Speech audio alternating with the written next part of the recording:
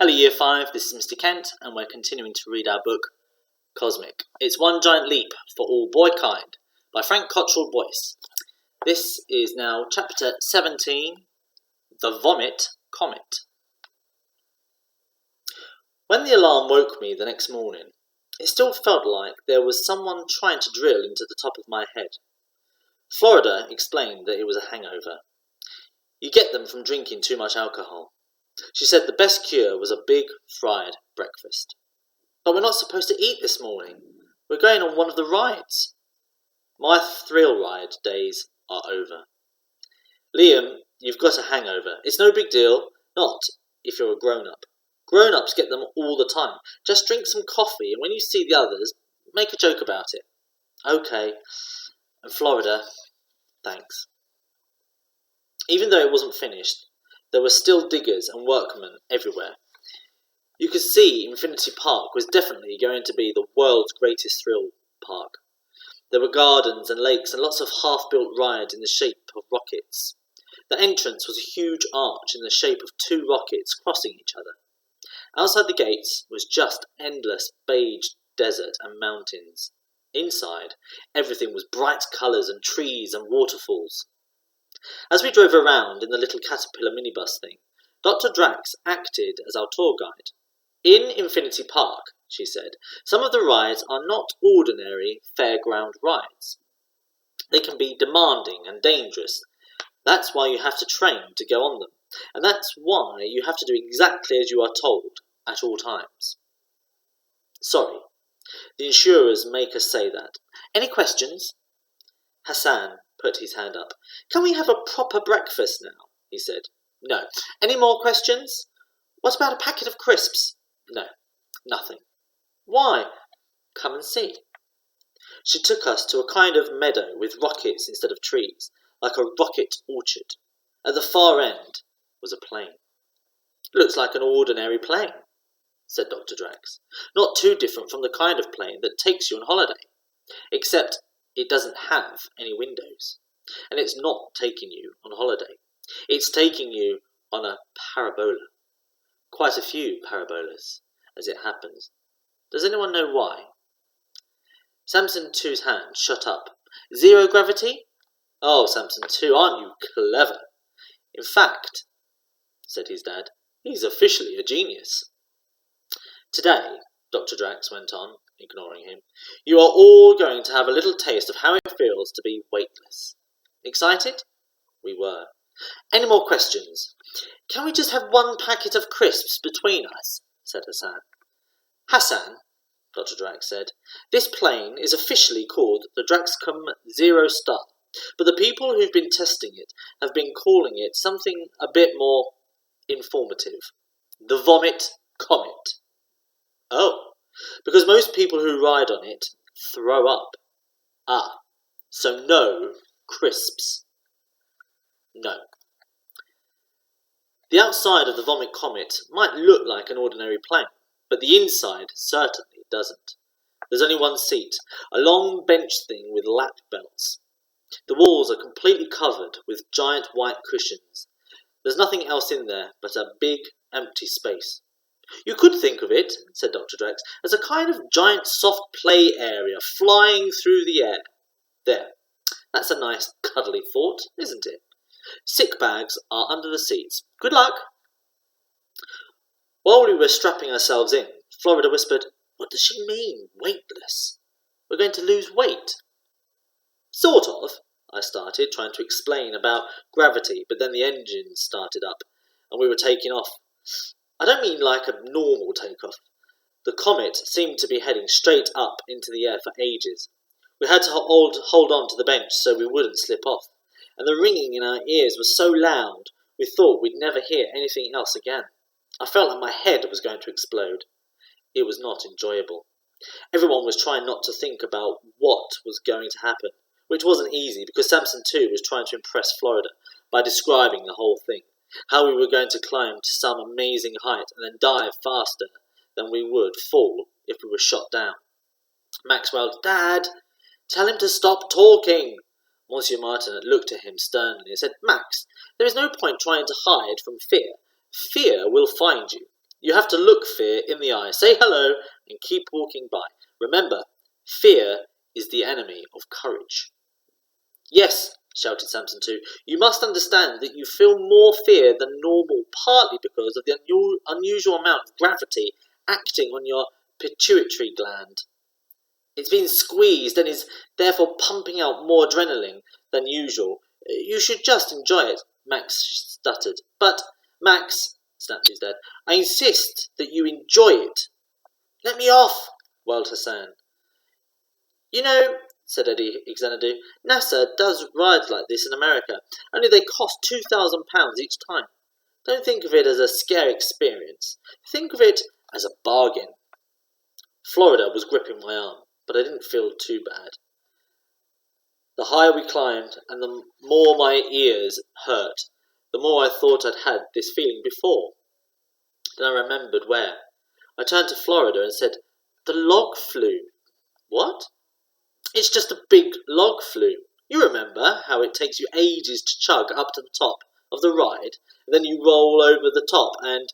Oh, yeah, said Florida, and she relaxed her grip a bit. It's a 20,000-foot log flume. The only difference is you won't get wet at the end. She grinned at me. Thinking of it as a log flume made it feel different. Suddenly the feeling in our ears wasn't just horrible air pressure.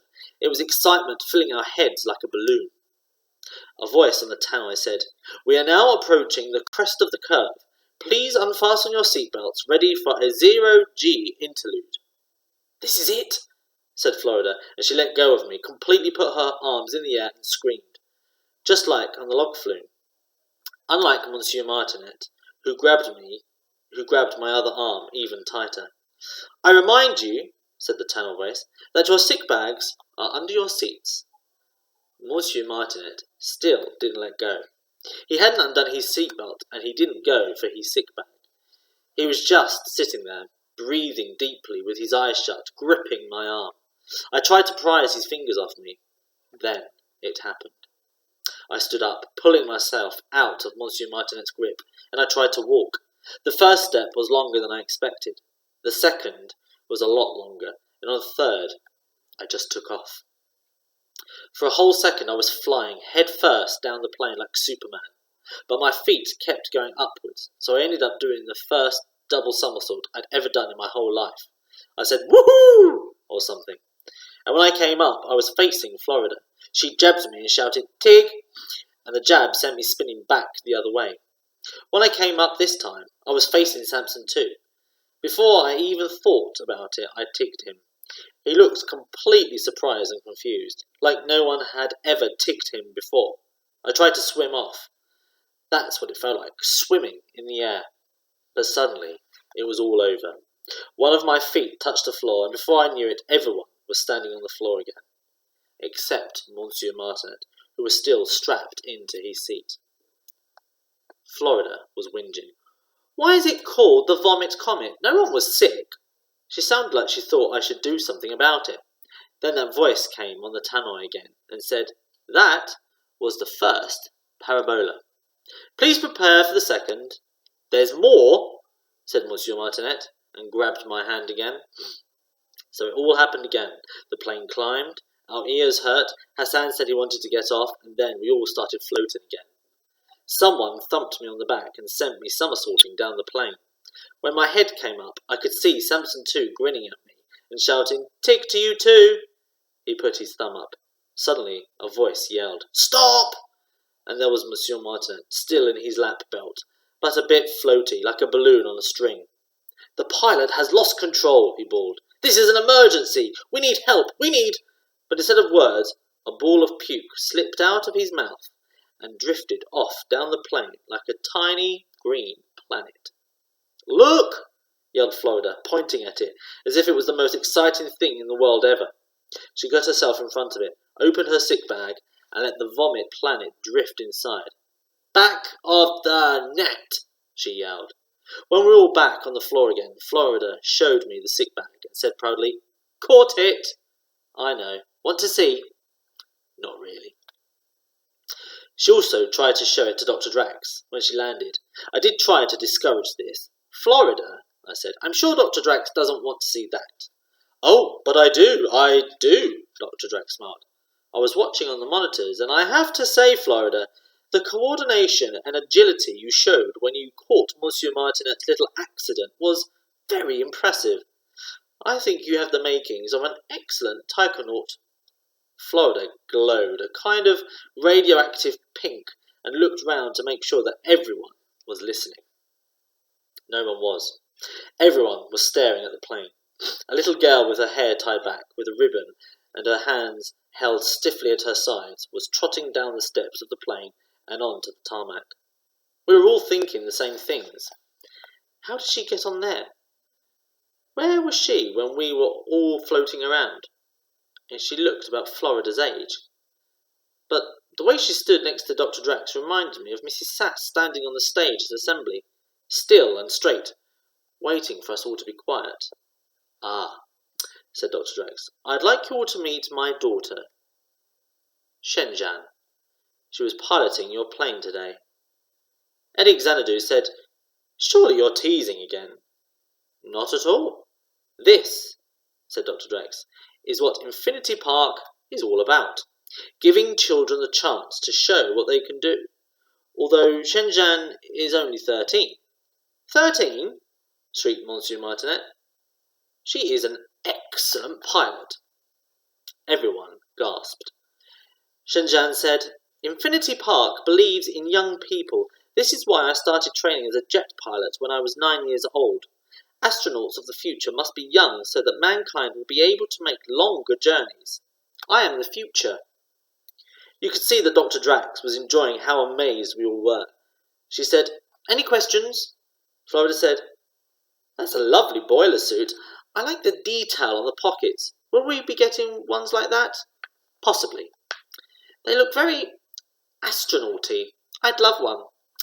Any questions that are not about clothing? Snapped Dr. Drax. This is very inspiring, said Samson 1. Samson 2 can do things that many adults cannot do, and when he was only 13, Alexander the Great was already a great leader. Although, of course, even Alexander the Great was not flying jets, because they hadn't been invented. After that, the grown-ups had to go and see a doctor for finger pricks and blood pressure. Mr. Digby, the doctor said when it was my turn, you have the metabolism of a 12-year-old. You have to tell us your secret. And she winked at me. Monsieur Martinet was next in line. He said, I believe he has the brain of a 12-year-old too. When the pilot lost control of the plane, this man tried to start a game of Tig. The pilot lost control of the plane, said the doctor. I heard that it all went very smoothly. Well, they have to say that, said Monsieur Martinet, for insurance purposes. Florida was waiting for me when I came out of the doctor's room, which is unusual because she usually just gravitates towards the nearest television. She was still radioactive pink and worryingly smiley. She said, How did that happen? What? How did we just start floating around like that? She was being so nice. My game skills told me to suspect a trap, but I couldn't help enjoying her treating me with respect like this. I started to explain about the Earth having gravity which keeps you on the ground, and how if you go far away from Earth, you have less gravity, so you float. Yeah, but what is the gravity? I mean, how does it work? Well, all objects exert gravity, and big objects, like planets. They have enough gravity to pull things towards them, like the Earth attracts the moon, and the moon attracts the sea. What are you talking about? The moon attracts the sea? I tried to explain tides and stuff to her, but the more I tried to explain how it worked, the more I realised I didn't really know. Liam, she said, you don't really know, do you? No. Well, go on Wikipedia. We'll go on Wikipedia tonight and find out. You do know that Celebrity Dental Check is on telly tonight? We can skip that. It's the one with Tom Cruise, where they find out that his teeth are completely false. Like you couldn't already tell. I was sure I was going to get all the votes. After all, I was the only grown-up who actually liked being weightless. I got one vote, in fact. Everyone got one vote again. I said to Florida, what is the point of the voting?